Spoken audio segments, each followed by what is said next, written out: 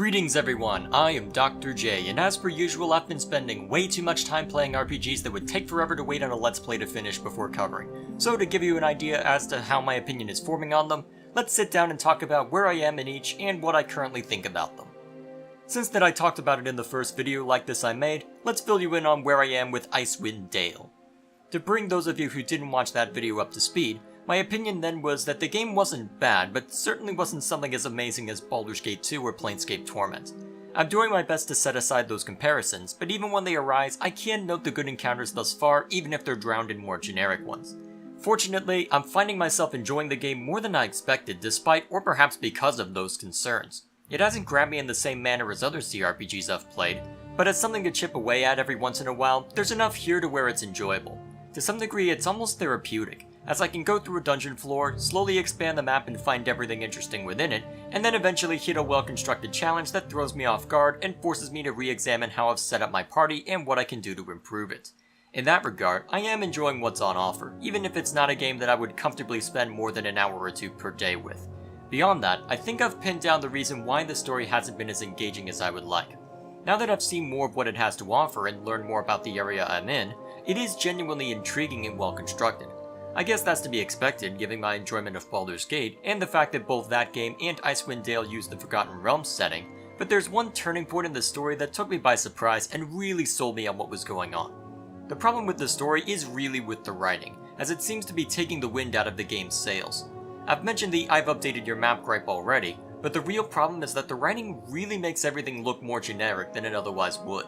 The evil that's plaguing the land is described exactly as that, when it would be better described as a wary premonition followed by a series of unfortunate events. Said evil at this point seems to be a war among powerful entities, which would be really interesting if it weren't told in such a generic manner.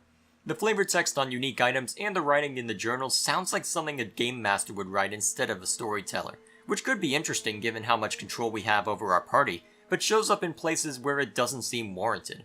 There is a wide breadth to the English language that isn't being utilized here, and though I know that the writing isn't the focus of the game, that fact doesn't make the issues any less distracting. Honestly, if I had known about this and had a good idea as to the quality of the Enhanced Edition, this might be the one time that I would buy it. This is a game that could certainly use better writing, and though the Siege of Dragonspear debacle might still be in some people's minds, when your writing already doesn't have much to it, then having an outsider look in and see what they can do could be useful. Of course, that problem gets into another issue that I'll probably touch on after I've given my opinion. Why can't you buy the original edition separately from the Enhanced Edition? I understand taking pride in your work and whatnot, but for people who just want the original experience, warts and all, you're asking those people to pay double for what they would have originally, while giving their money to a studio who weren't necessarily part of the original team. It just rubs me the wrong way whenever someone takes away consumer choice, especially when it comes from a studio that's directly responsible for the Siege of Dragonspear debacle. I just hope that they didn't mess with the writing in Planescape Torment too much, otherwise they'll never hear the end of it. To get back on topic, despite the issues surrounding the game's availability, I am still enjoying what's on offer. I'm not sure how easily I can recommend it to someone who doesn't already like the combat of a CRPG, but when it comes to said combat, it is still fairly solid. Here's hoping that it doesn't overstay its welcome by the time I finish it. And in continuing with an RPG that I've only just started to explore, let's take a look at The Witcher. Before it is said though, I am fully aware that this game is not old in the traditional sense, and insert whatever you want to say about its place on the channel here. Yes, I am aware of that fact, but A, this is my show, get over it, and B, the rule I put in place says that any game 5 years or older is acceptable, so I'm gonna do it and you're gonna deal with it. Given how quickly media seems to age with the rise of the internet, I think it's okay to put the cutoff at 5 years, especially since by the time the review for this game comes out, it'll probably be 10 years old anyway. Besides, when you look at the combat and graphics, there's quite a difference between the original and the two sequels, so once again, deal with it. So, to actually talk about the game, this is something that I was looking forward to playing. I've heard a decent amount about it from my dad, who played it to completion before I got my grubby hands on it, and everything he talked about sounded like something I would enjoy. On top of that, when I was downloading the soundtrack from GOG's website, I decided to listen to a little bit, thinking that it might be worth adding to the rest of my collection, and there will probably be a bit in the review dedicated to that first reaction. Needless to say, it was awesome. And then I actually sat down to play the game and realized how weird the combat was. Perhaps I'm too used to the button mashing bonanza of Diablo style games, but it took me a while to figure out how it works. At first I thought something was broken, as it looked like Geralt was going for a sword swing and then there was either an animation glitch or some other technical problem. And given the game's age, can you really blame me for thinking that?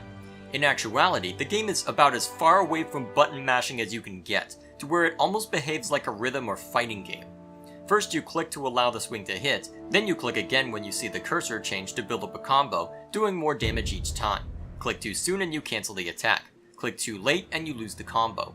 You also have light, heavy, and group fighting styles that work better against different opponents, as well as a small amount of magic which I haven't spent a lot of time with yet, but does seem fairly useful.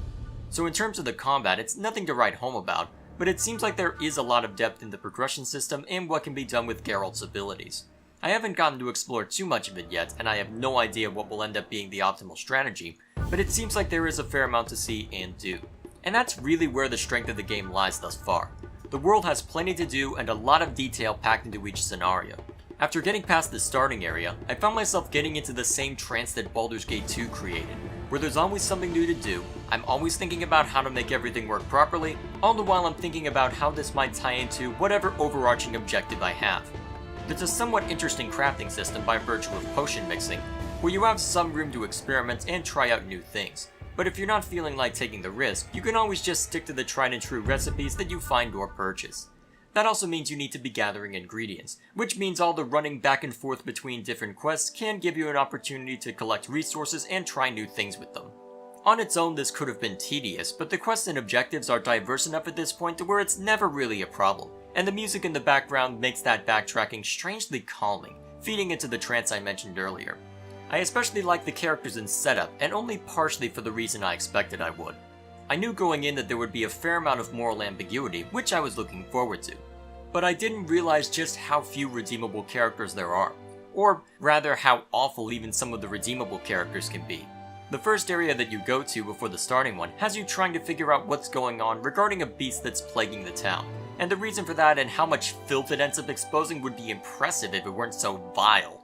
Pretty much everyone has an ulterior motive or dark side or imperfection that makes them so unpleasant and yet still understandable given the circumstances that said characters find themselves in.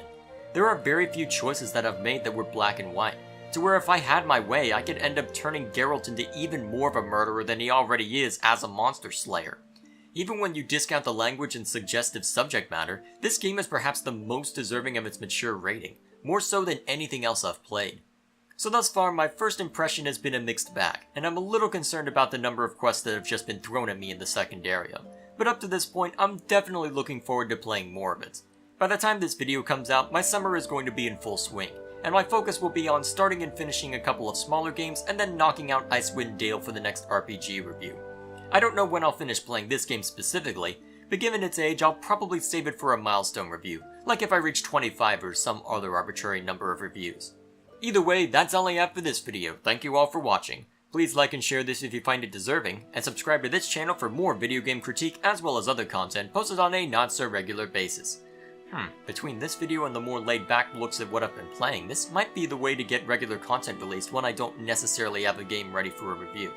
Let me know what you think of that idea in the comments below, and I'll see you all later.